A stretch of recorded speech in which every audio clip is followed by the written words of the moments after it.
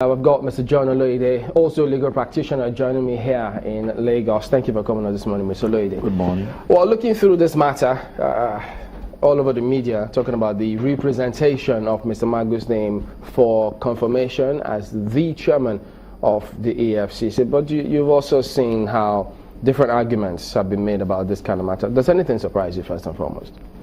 Well, in this country, we have reached a point where those of us who have had the benefits of seeing and listening well, nothing shocks us. Whatever happens, you know, I have become a pessimist. Many a time I've been here, and when you ask me closing question, what do you think will happen? As the same. Nothing will change. But did you see this one coming? That the Senate will turn him down, and then the president will represent his name? Oh yes, of course, because you see, it's not in the realm of law. So let's talk politics now. Now you will appreciate the fact that of late, the Senate president had been visiting Aso Rock regularly, and when the majority leader Ndume, he was also visiting, and it all had to do with Magu. He's going there, telling them, probably telling Mr. President that this and this can be done, and then suddenly he was backstabbed. Ndume was removed. It's always been about the appointment of the EFCC czar. So when all these were happening, of course, suddenly Mr. President was being very nice to the Senate president. Ndume was there, then he was kicked out of his post, and somebody else, the man who wanted the Senate president's seat, suddenly became the majority leader.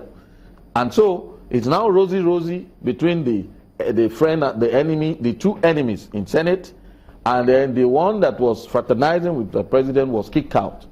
And now suddenly there was meant to be a report. We don't have the report. The report is not yet from the Attorney General. That report is not in public domain. And then Mr. President is out on leave, and then a letter suddenly surfaced. It had been forwarded before Mr. President left, but now it's coming into public domain that is going to be up for hearing. Do you think that report by the AGF will eventually be made public? Well, ordinarily, I believe that by now it should have been made public. We've heard that the report is ready on Magu and on the Secretary to the Government of the Federation, that the reports have been submitted to Mr. President. The speculation is, maybe on the basis of this report, Mr. President now feels good enough to represent the name of Magu. Everybody is silent on the report. Now, the proper thing, really, in a society that cherishes the truth, is for the report to be thrown in public domain. Before this letter was sent? Yes, before this letter is sent. Even if the letter had been sent, it could be brought into public domain today, so that we can discuss it publicly. But there'll be questions about that report now. Naturally, there'll be questions. So assuming that today Magu scales through, and then the report comes out and is actually indicted, is not free, what happens after it's been confirmed? Do you think in this country of ours, the report can come from AGF going contrary to what the president wants? Now, I would answer your question with another question. Did you ever think that a party in power will have so much problem confirming the arrowhead of his anti-corruption promise? It is APC that is in power. They are having problems. This is 2 years going. The main plank on which this government came into power was to fight corruption.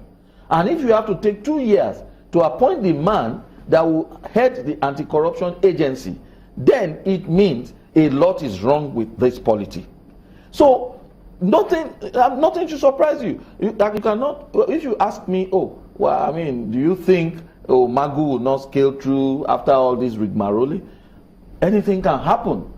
People are fighting a survival battle. That battle is not about you and I. It is about them, the politicians. It is about 2019. It is not about today. It is about making sure that there is no blot on their respective records so that they can come back and contest elections. Now, if it is in terms of performance, my colleagues that spoke before me, one said, Magu is the best person for the job. He has done so well. Some people are afraid of him. The other man said, no, it should not be personalized. There are people who can do better than he has done. For me, I am not interested in Magu as a person. We are talking about the office of the chairman of EFCC. That office personifies EFCC. The EFCC, as far as I'm concerned, has not performed. It has never performed. Why do you say so? I say so because look at it in terms of productivity. How can somebody tell me? The lawyer said, well, people, they hear of arraignments, but most people don't know about the convictions. Every day, today I read in the papers of a man who stole an Okada and was jailed for life. We hear of husbands killing their wives. We hear when they are arraigned, when they are convicted. But we never hear, we don't have the report of convictions by EFCC. So you're not impressed by this huge amounts of money being refunded? Absolutely unimpressed. Now you talk about huge amounts of money being refunded. Where are these huge amounts of money? Why are we looking for money to do everything? Why is the government sourcing for $30 billion? If you recovered so much, let us even have an account of how much has been recovered and what it has been spent on, like the Abacha loot. We got so much back. Nobody knows what it was spent on. So, are you suggesting that this fight against corruption then is a facade? It's a fluke. I have nothing personal. I mean, I don't agree with the Senate that they will just turn down. You said the name was forwarded at the first instance, and you just rejected it based on some report from DSS. Now you know that DSS or SSS, whatever name you want to call it, had issues with EFCC, with Magu, especially as relates to the arrest of judges. Everybody knew that. When matters came to a head and Mr. President was confronted with certain facts that, look, this should not have been done, Mr. President then asked Magu, EFCC, to reappraise the cases against these judges and come up with a report. And what report was furnished? It was that, oh, yes, even if you had issues against the judges, they should not have gone that way. They should not have broken the rules and the windows. What was the Senate supposed to have done if they have a security report from the DSS? Good. You have a security report from the DSS in respect of the chairman, the prospective chairman of EFCC. Don't forget, I was laying a foundation. DSS already had an issue with this man. So you cannot be a judge in your own cause. Right? We say in law, we say nemo judex in costa sua. How does that apply? It applies because now you want DSS that was indicted by Magu's EFCC to now check him out security wise. But that's their responsibility normally, indictment or not. No. What I'm saying is, what do you expect? Given the fact that we are Nigerians, given the fact that the man who heads DSS will be smarting from the fact that somebody who should cooperate with him is now saying, oh, you didn't do it too well, you didn't follow the procedure. So the man, of course, naturally, he comes up with a report. And effectively, two different reports from the same organization, one supporting Magu, another against him. And the Senate chose the one that was against him. And now, when you have that kind of report, why don't you handle it in plenary? The Learned Counsel said there is nothing in the law that says the man should be given a hearing. Is there anything in the law that says the man should not be given a hearing? No, but having gone through it, that's the Senate now, because I don't know if they've changed their position. The spokesperson maintains the same line that this is the view of the Senate. Is the fair hearing of Mr. Magu supposed to be in the Senate or in court? No, now, you have a situation where you are supposed to sit in more or less a quasi-judicial capacity. And you have a document indicating that, oh, this man is not clean, he's corrupt. And you have a situation in your hands where you have to make a return to Mr. President on that matter. Now, you represent us, the people of Nigeria. Now, Nigerians, everybody on different sides of the divide, we are arguing. I believe that the proper thing to do, they have their own standing rules. The proper thing to do in the circumstances is to say, okay, just like a minister, the anti-corruption agency is the most important agency in Nigeria today. So you must be above board.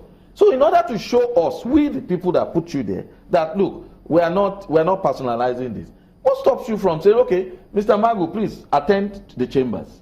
And Mr. Magu comes in there and you confront him.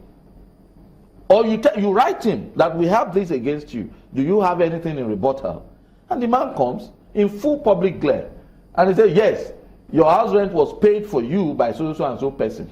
The lawyer said, no, it was paid by FCDA. Then he furnishes that no, FCDA paid. He said, you were actually sanctioned at the police, blah, blah. Yes, eventually there was a committee and I was reinstated. At that point in time, Nigerians will be watching. Oh, so you're suggesting this should be a live plenary session? Why not? Look at, love him or hate him, like we said, off screen. Trump has been there for 2 working days. Virtually all the secretaries of state, all the akin to our ministers here, they've been confirmed.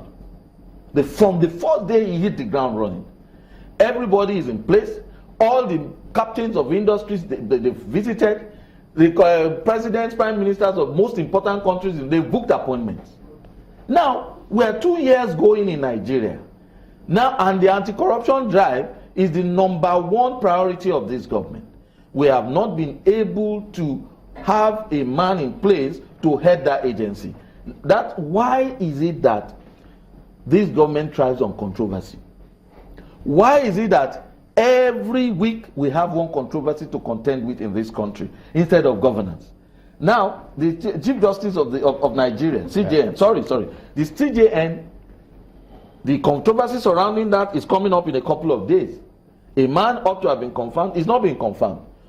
Speculations. Oh, he's not clean. He's that. Why must we thrive on speculations? If you have anything against him, let the whole world see it and let the whole world say, oh, this man is not fit and proper to be there. If you don't have it, confirm the man.